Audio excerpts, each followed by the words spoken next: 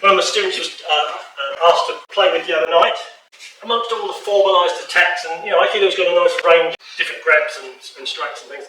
One of the things you do see in real life that isn't often covered in traditional martial arts is this: like someone grab you and then giving you one in the guts. And it's not super common, but it does exist for sure. And worst case scenario, like a blade or whatever, but we'll just treat it as a low punch. The difficulty with this is that he's taking the structure and he's putting me in off balance, so I'm already at a disadvantage. And if I'm trying to do anything that's what we call fine motor skills, it's going to beat me every time. Now, hopefully, because this is coming from the front, you're going to get some kind of cue. You're going to get some kind of warning. No one's going to just walk past you in the street. Someone's going to start repeating. You're going to get some kind of, there'll be some presentation. The monkey dance, there'll be some kind of, that will give you a bit of warning. All right. So, one of the ways that my guys all train is that we always do this de-escalation posture first of all. Make sure that, if anyone's got their cameras out because there's a fight starting, you are obviously trying to de-escalate.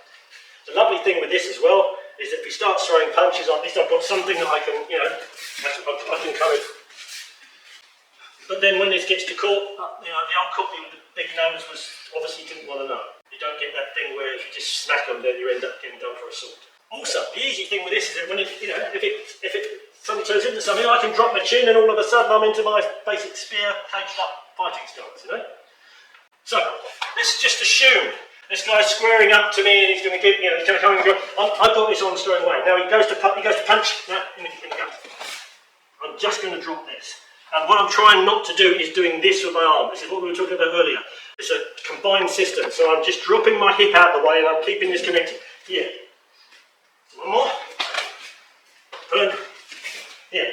And again, you might catch it one side, you might catch it the other side. I'm just trying to stop this. But it's not a block. I'm trying to stick to it. In an ideal world, you've got it's on.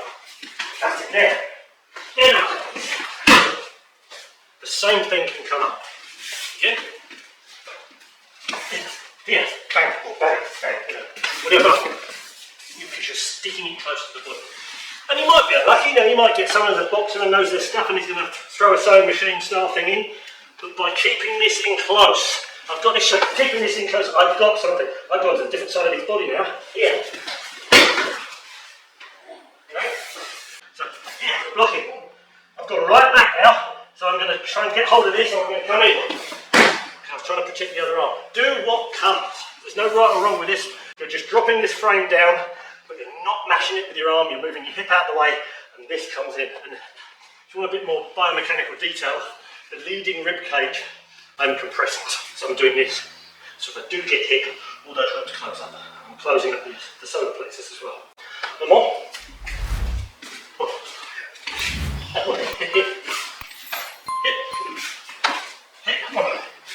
Again. That's it. So it's like catching a ball. And you will naturally do it, but you've got to get used to turning your hips slightly. You get your square on, you get. So one more, one up.